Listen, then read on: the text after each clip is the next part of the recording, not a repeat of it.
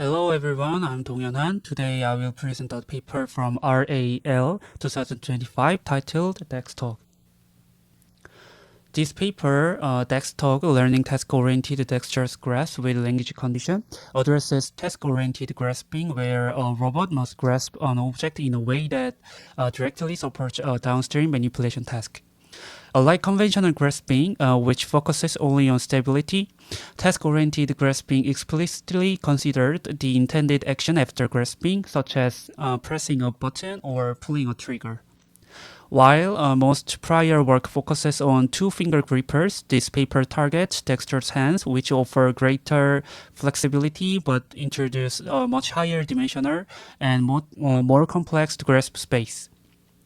To tackle this challenge, the authors proposed DefTog, a language-conditioned diffusion model that generates dexterous grasp poses.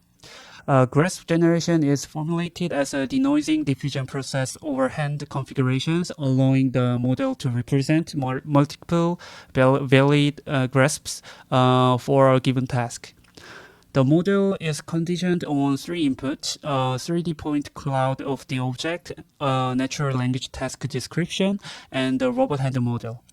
Grasp poses are represented by wrist rotation, translation, and joint angles, with rotations encoded using a 6D representation to ensure stable diffusion training.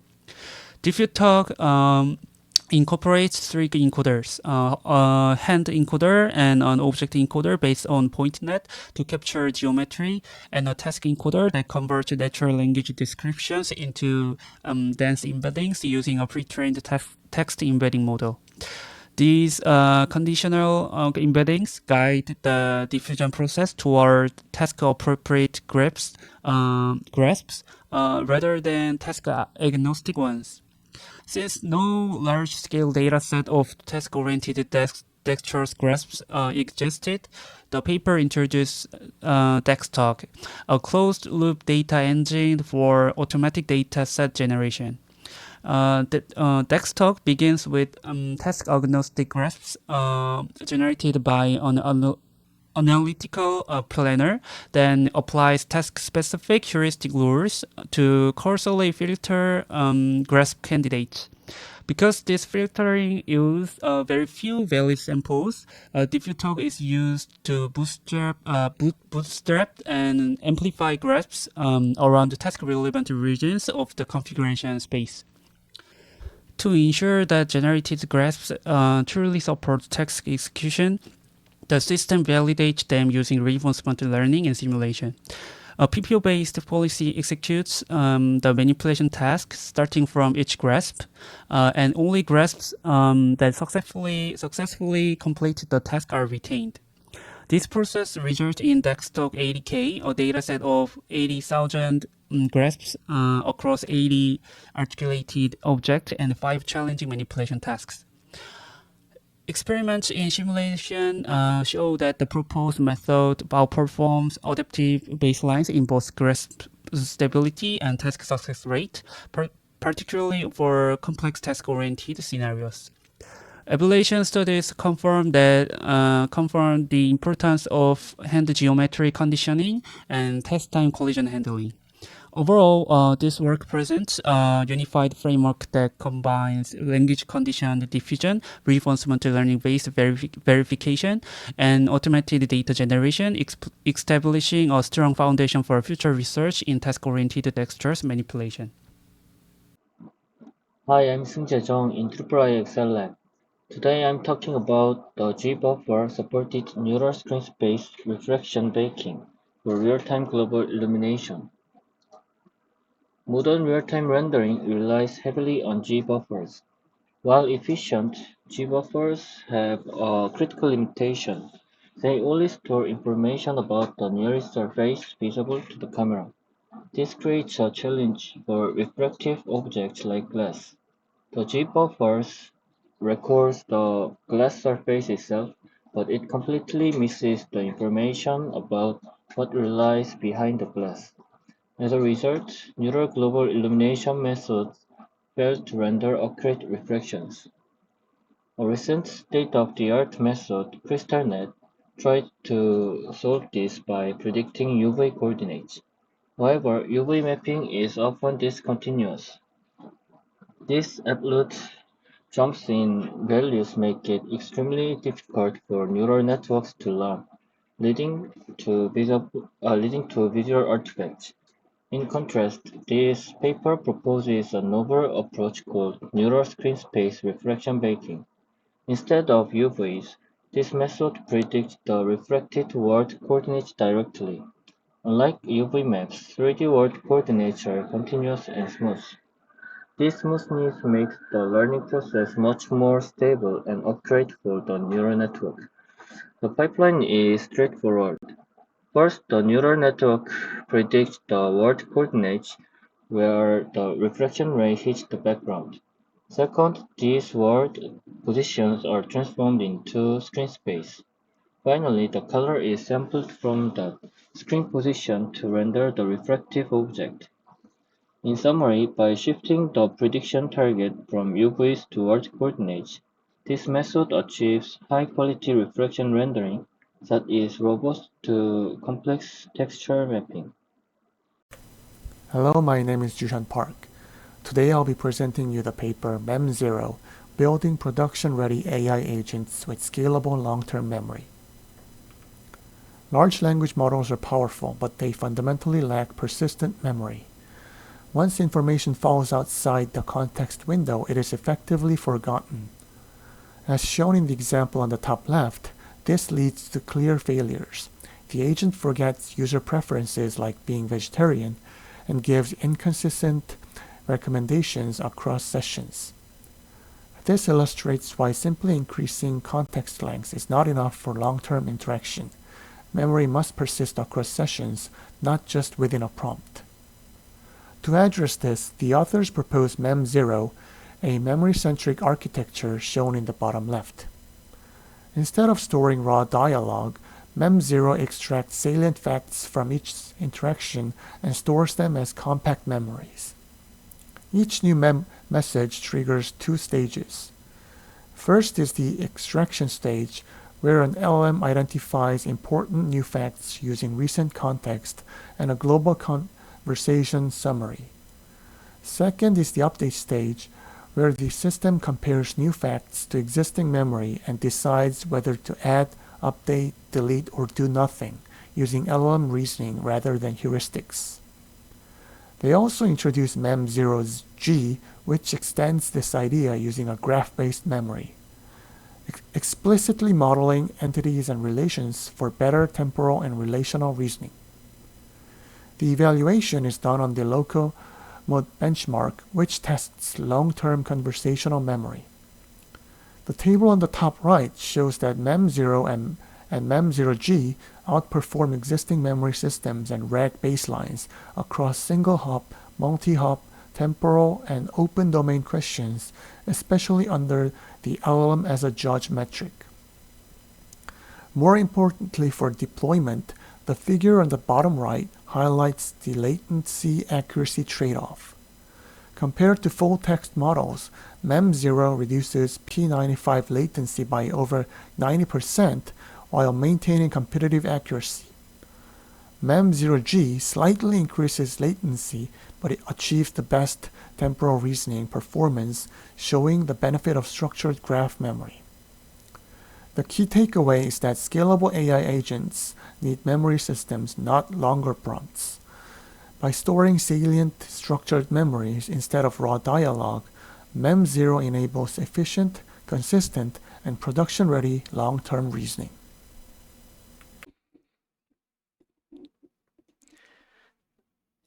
It is policy-based diffusion for physics-based character animation, which tackles the weak point of fast adaptation in physics-based character control. In the standard pipeline, we train an RL policy for a specific task and then run it inside the physics engine to generate motion. But policies often break under small tasks, morphology or environment changes, and retraining or fine-tuning for every variation is simply too slow. The paper's key reframing is, instead of treating motion as trajectories, treat the policy network itself as a compact motion representation. A collection of policies across tasks forms a manifold in policy space, so you can generate new motions by sampling policies rather than repeatedly training them with RL. A crucial ingredient is common neighbor policy regularization introduced during motion imitation running to ensure that nearby tasks yield similar policies. Then a diffusion model runs conditional nonlinear transformation in this space and can sample batches of policies in seconds, achieving comparable motion fidelity to fully trained policies. The takeaway is practical route toward rapid prototyping and motion retargeting for pixel-based characters. Hello, I'm SooBin Lim. Today I'll be presenting the paper Social Agent Mastering Dyadic Nonverbal Behavior Generation via Conversational LLM Agents, which has been accepted to Scalable Asia 2025. This paper proposed social agents, an LLM-based agentic framework for generating nonverbal behavior in dyadic conversations, including co-speech gesture, gaze, head nod, and spatial relations like interpersonal distance and orientation. Recent progress in deep learning has made speech-to-gesture synthesis for a single person quite strong.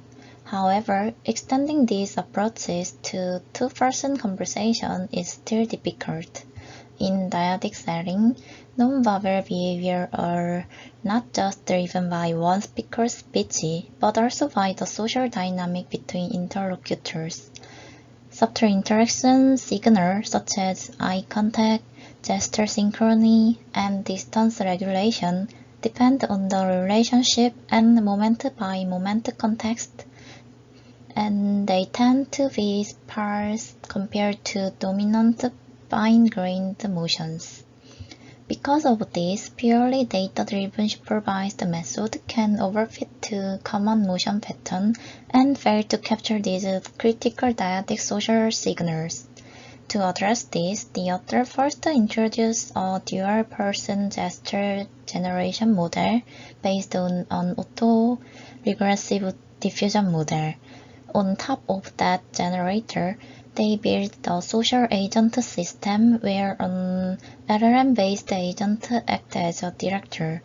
At fixed time intervals, the director takes the dialogue transcript and conversational context, including the current motion state of both interlocutors, and infers upcoming interaction intentions such as gesture sync, gaze, and spatial relation. These intentions are then converted into structured control signals. Finally, an interaction guidance strategy is applied. The control signal parser translates the director's structured outputs into low-level motion constraints and injects them into the diffusion generation process, enabling high-quality motion synthesis while effectively responding to behavioral control signals. My name is SeungWon, and today I am pleased to present a paper titled Fine-Tuning Vision Language Action Models, Optimizing Speed and Success. Recent Vision Language Action Models, or VLAs, have shown incredible potential in robotics through their ability to follow language instructions and generalize to new tasks. However, in practice, they face two major hurdles. First, they are often too slow for real-time control because they generate actions one by one. Second, they frequently struggle with low success rates when adapted to new robot setups. To solve these problems, the authors propose a new fine-tuning recipe called OFT, which stands for Optimized Fine-Tuning. The core idea of the OFT is to transform how the model generates actions. Instead of the slow, step-by-step decoding process used in previous models, OFT employs parallel decoding and action chunking. This allows the model to predict a whole sequence of future actions simultaneously in a single step.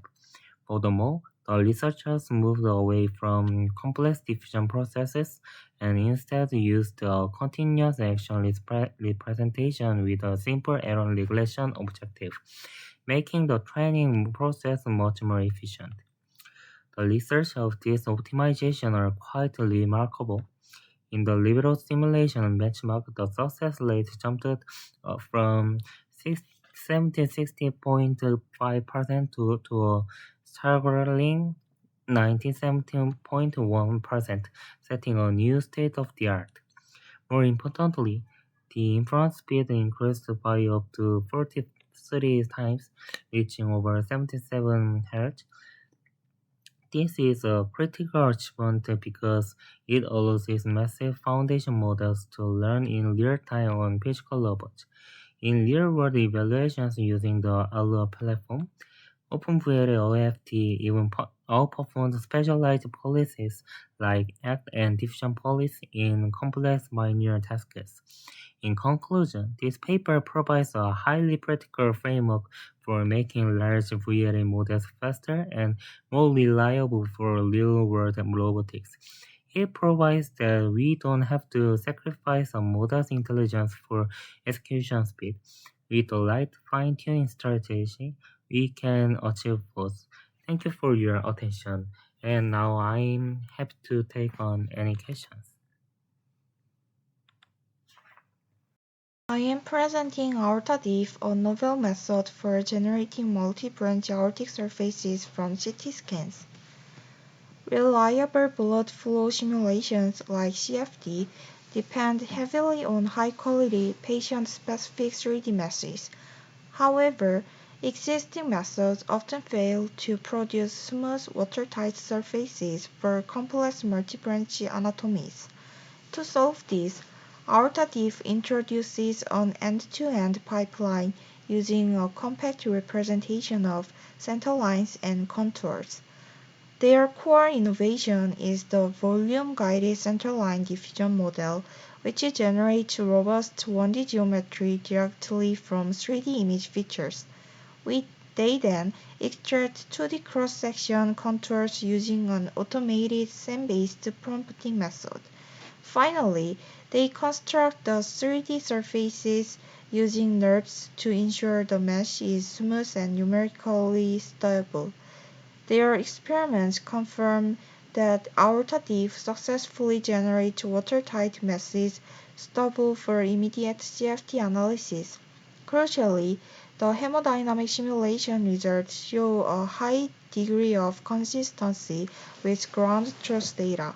In conclusion, AortaDiff significantly advances the automation and accuracy of aorta geometry generation for clinical use. Hello everyone. I'll be presenting the paper titled EgoX, Egocentric Video Generation from a Single Exocentric Video. This research was conducted by Tae Kang, Ki-nam Kim, and their colleagues at KAIST AI and Seoul National University. I'm your speaker, SeungRae.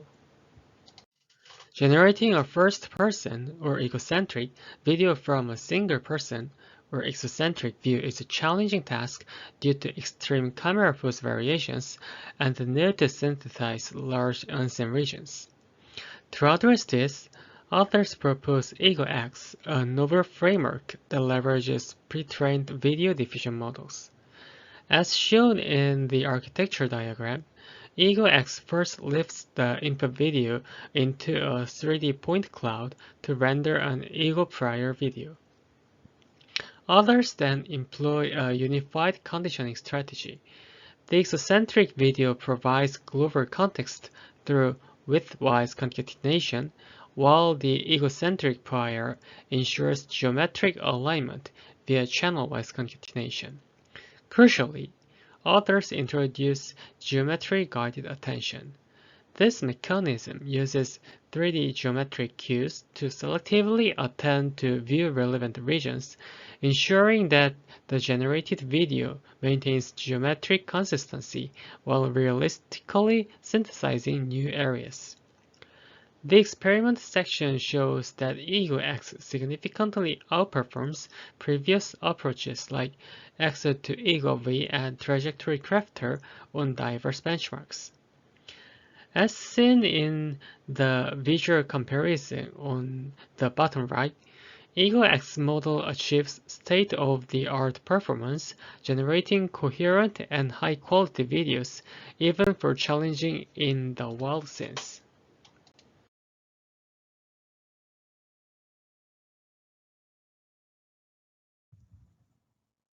Hello everyone, my name is ByungMin Kim from IIIXR Lab.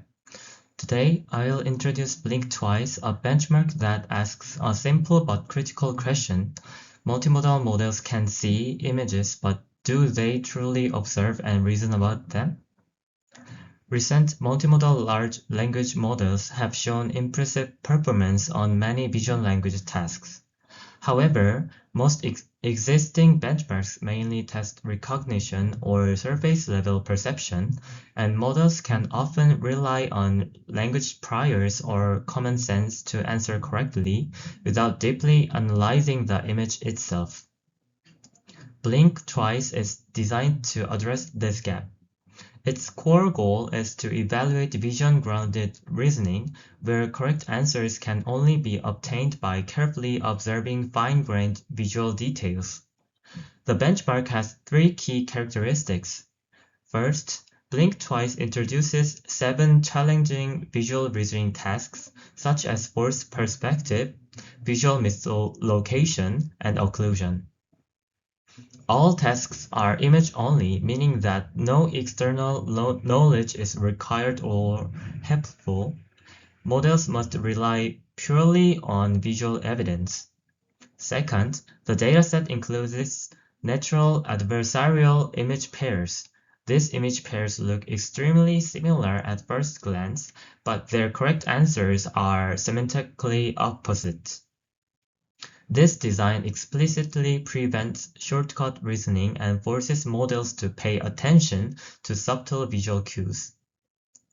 Third, Blink Twice evaluates not only answer accuracy but also the quality of the reasoning process itself. The benchmark compares model-generated reasoning chains with human-annotated rationals, enabling analysis of whether a model's reasoning is grounded, efficient, and visually meaningful.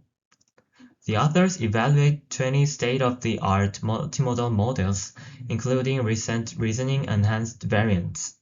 The results reveal a clear limitation.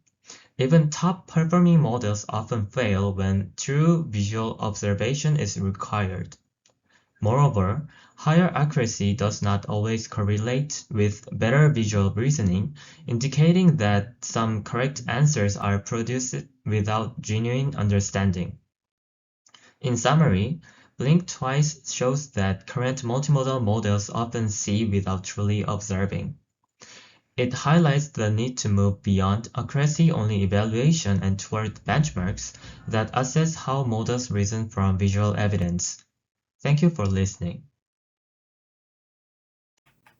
Today I will briefly introduce SIMA 2, a recent work on building a generalist embodied agent for virtual world. This work focused on a single agent that can perceive visual input, reason about instruction, and act in complex 3D environment using only human-like interface. I will mainly highlight what problem this work addresses, how SIMA 2 is designed, and why it is an important step toward a general-purpose embodied agent. Let me start with the core idea and contribution. The goal of SIMA 2 is to build a single agent that can perceive, reason, and act across diverse 3D virtual environments. Also, recent multimodal models are strong at perception and reasoning.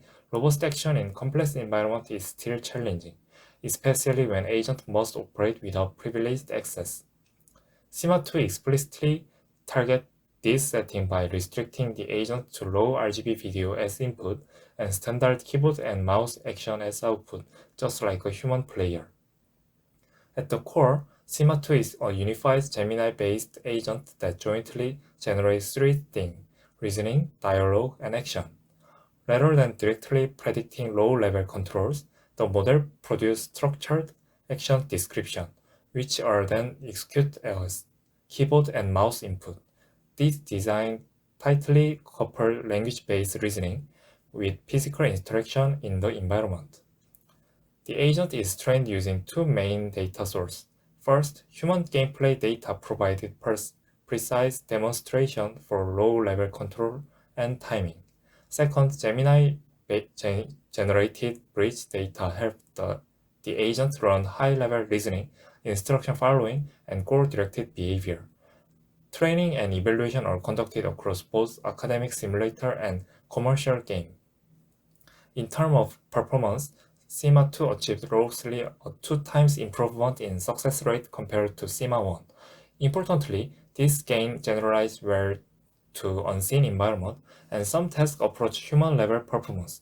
That said, long-horizon tasks such as reason, resource gathering, and combat remain challenging. Finally, this work goes beyond pure imitation learning. Gemini is also used as a rewarder model to score gameplay trajectories, enabling a self-improvement loop. Through interactive, self-generated experience, the agent continues to refine its skill over time. Overall, SIMA 2 demonstrates how large multimodal model can be grounded in action and represent a meaningful step toward general-purpose embodied. Hello, today I will present to you this paper, Simulating Human Behavior with the Physiological Mechanism Agent, Integrating Feeling, Thought, and Action. This paper addresses a key limitation of existing generative agents, their insufficient modeling of physiological mechanisms underlying human behavior. To overcome this, the authors proposed the Physiological Mechanism Agent, PSYA, a framework grounded in the cognitive triangle, which emphasizes the interaction between feeling, thought, and action. PSYA aims to simulate not only goal-driven behavior but also emotional persistence, spontaneous thinking, and social influence. By integrating physiological and neuroscientific theories, the framework enables agents to exhibit more natural, consistent, and diverse behaviors. The authors demonstrate that such agent can realistically reproduce outcomes of classic physiological experiments, suggesting their potential as substitutes for human participants in controlled simulations. The PSYA framework consists of three tightly integrated modules: feeling, thought, and action. The feeling module models affect across three temporal layers: short-term emotions, mid-term moods, and long-term personality traits. Based on ALMA model, emotional experiences accumulate over time and interact with personality, allowing agents to exhibit lasting emotional effects rather than instant emotional resets. All affective states are mapped into PAD space to support continuous emotional dynamics. The thought module is built upon the triple network model, which includes the central executive network, default model network, mode network, and salience network. The central executive network supports goal-directed cognition such as planning, reflection, and decision-making. In contrast, the default mode network enables spontaneous cognition, including scenario simulation, self-referential reasoning, and mind wandering. The salience network dynamically switches between these two modes depending on context. Finally, the action module converts internal states into observable behavior. Actions are selected through a hybrid priority mechanism that balances plans, basic needs, and emotional states. Social interactions update memory, relationships, and emotions, forming a closed feedback loop that continuously links feeling, thought, and action. In summary, PSYA presents a physiologically grounded agent architecture that integrates emotion, cognition, and behavior in a unified framework, significantly advancing the realism of human behavior simulation. Hello, today I'll introduce an ICCV 2025 paper titled Human-Object Interaction from Human-Level Instructions. This paper addresses the gap between human-level language and physically feasible human-object interactions. While humans easily understand instructions like set up a workspace, translating such abstract language into realistic motion remains an open problem. Prior work typically focuses on only part of this challenge, such as full body motion or hand manipulation without jointly considering physics. As a result, a unified solution is still missing. To address this, the authors proposed the first end-to-end system that generates long-horizon, physically plausible human-object interactions directly from language. Rather than solving isolated subproblems, the system integrates language understanding, motion generation, and physical validation into a single pipeline. The method consists of three main components. First, a large language model converts the instruction into a scene layout and an action sequence, reasoning about spatial relations and execution order. Second, diffusion models generate motion in stages, coarse full body motion followed by grasp generation, and then detailed finger motion. This allows the system to combine body movement and fine-grained hand interactions. Finally, reinforcement learning is used to track the generated motion in a physics simulator, enforcing physical feasibility and removing artifacts such as penetration or foot sliding. In summary, this work presents a unified framework that connects language, motion, and physics. It enables realistic, language-driven human-object interaction and has potential application in robotics, animation, and embodied AI.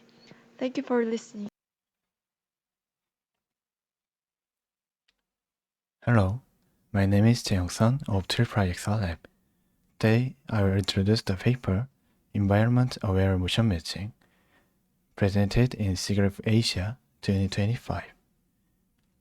Motion matching is a data-driven character animation technique that runs in real time by repeatedly selecting motion from a large motion capture database. At each step, it compares the character's current pose and a short horizon user intent, typically represented as a future trajectory, to find the best match and then blend transitions to keep motion continuous. The core limitation, as the paper frames it, is that traditional motion matching is not inherently environment aware. Even if pose and trajectory are matched well, the character can still collide with or penetrate obstacles or behave poorly around other agents because the environment is not part of the decision objective. The paper also notes that in complex or crowded settings, separating motion selection from environment considerations can produce inconsistencies such as foot sliding, because motion is not chosen jointly under environmental constraints. The key insight is simple.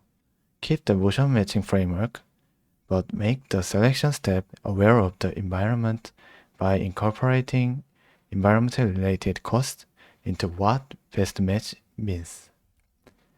In other words, the retrieval objective is extended so that candidates that lead to problematic interactions with the scene are discouraged during selection.